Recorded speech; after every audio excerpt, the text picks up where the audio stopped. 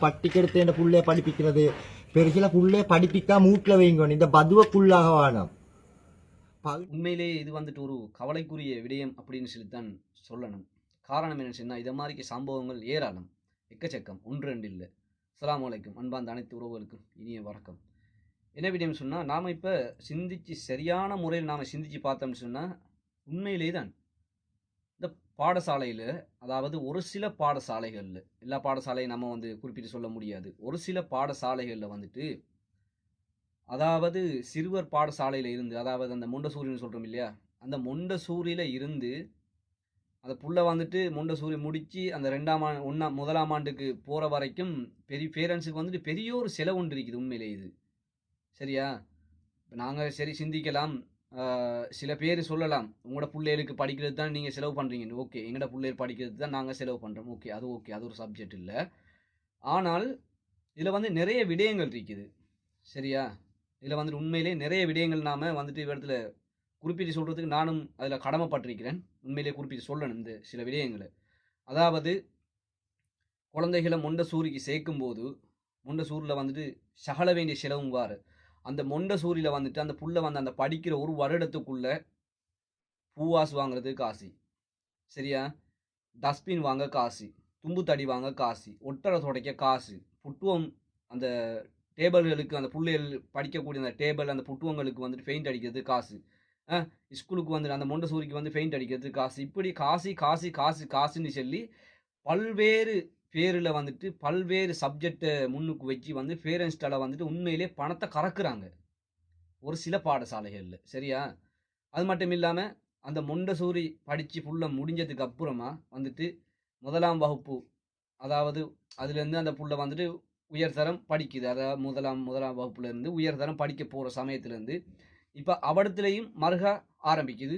மருகா அந்த இதுக்கு காசு, இந்த இதுக்கு காசு, நான் குறிப்பிட்டு சொல்ல விரும்பல, அந்த இதுக்கு காசு, இந்த இதுக்கு காசுன்னு சொல்லி இப்படி பேரண்ட்ஸ்டால பணத்தை வாரி வரைக்கிறாங்க, கறந்து எடுக்கிறாங்க பேரண்ட்ஸ்டால. சரியா? இல்லை, நான் சும்மா ஒரு உதாரணத்துக்கு கேட்குறேன். உதாரணம் மட்டும் இல்லை, உண்மை மாதிரிதான். சும்மா சர்வ சாதாரணமாக ஒரு அண்டைக்கு கூலி தொழில் செய்யக்கூடிய ஒரு கூலி தொழிலாளி. சரியா? ஒரு கூலி தொழிலாளி, அவரை வீட்டில் 3 பிள்ளைகள், 2 பிள்ளைகள், 4 பிள்ளைகள் இருக்கும்.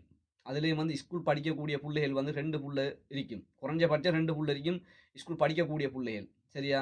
அந்த பிள்ளைக்கு காலையில் சாப்பாடு, அந்த பிள்ளையோட மற்ற செலவுகள், ஊட்டு செலவு, அவனோட லைட் பில், அந்த பல செலவுகள் இருக்கு இல்லையா? ஒரு குடும்பமாயினா பல செலவுகள் இருக்குது.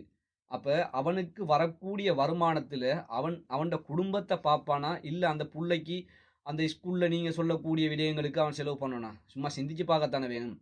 இதில் என்ன செய்கிறாங்க, அந்த ஸ்கூலில் அந்த ஒரு சில ஸ்கூல்களில் இருக்கக்கூடிய அந்த கொமிட்டி என்ன செய்கிறாங்க, கூட்டம் கொண்ட கூடி அந்த கொமிட்டியில் இருக்கக்கூடியவர்கள் யார்? வசதி படைச்ச ஆட்கள் தான் அந்த கொமிட்டியில் இருக்கக்கூடிய ஆட்கள். அவங்கெல்லாம் சேர்ந்து என்ன செய்கிறாங்க, அந்த ஸ்கூல் அந்த பாடசாலை அதிபரோட சேர்ந்து ஒரு கூட்டம் ஒன்று, ஒரு மீட்டிங் ஒன்று கூட்டி அந்த மீட்டிங்கில் சொல்கிறாங்க, ஒரு பிள்ளைக்கு ஒரு பேரண்ட்ஸுக்கு இவ்வளோ கட்டணும் அப்படின்னு சொல்லி அவங்க இலகுவாக அவங்க சொல்லிட்டு அவங்க விலகிடுறாங்க. காரணம், அவங்கள்கிட்ட பணம் இருக்குது. சில நேரம் இந்த பேரண்ட்ஸ்ட பணத்தால் அவங்களோட சப்ஜெக்ட் அப்படி ரோல் ஆகக்கூடிய சந்தர்ப்பங்களும் அப்படி இருக்குது, இல்லாமலுக்கு இல்லை. இனி உண்மையிலே இப்படி போகும்போது அப்போ அந்த பேரண்ட்ஸ் என்னதான் செய்கிறது? சும்மா சிந்திச்சு பார்க்கணும்.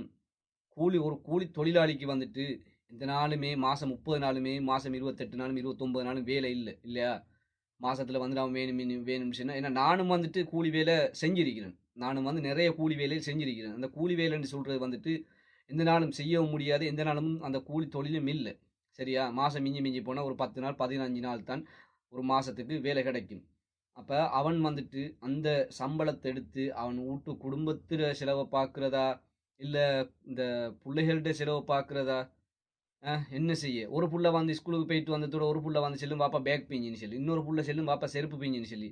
அப்போ அவன் தலையை போட்டு அந்த தொழிலாளி தலையை போட்டு உடச்சிக்குவான், என்ன செய்கிறேன்னு சொல்லி. இப்படி போகுது உண்மையிலே நம்மளோட நாட்டோடைய நிலைமைகள். சரியா? உண்மையிலே அப்படி உங்களுக்கு இந்த பாடசாலைகளில் பணம் ஒவ்வொரு பேரண்ட்ஸ்டாலையும் ஒவ்வொரு குழந்தைகிட்டாலையும் பணம் அறவிட சொல்லி உங்களுக்கு கல்வி அமைச்சால் அப்படி உங்களுக்கு சொல்லியிருக்குதா?